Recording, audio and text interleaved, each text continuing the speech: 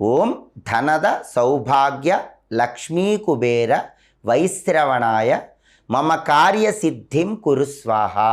అత్యంత శక్తివంతమైన రహస్యమైనటువంటి లక్ష్మీ కుబేర మంత్రం, మిమ్మల్ని అపర కుబేరులుగా మార్చేటటువంటి మంత్రం.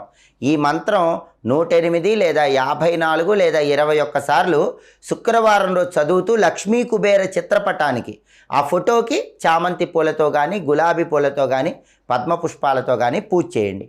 పూజ చేసిన తర్వాత పండ్లు నైవేద్యం పెట్టండి. ఆ తర్వాత ఇంట్లో ఆడవాళ్ళు ఎవరైనా ముత్తైదువులను 2-3 పిలిచి ఆ పండ్లు తాంబూలంలో ఉంచి వాయనం ఇవ్వండి. ఇలా చేస్తే లక్ష్మీ కుబేర పూజ పూర్తవుతుంది.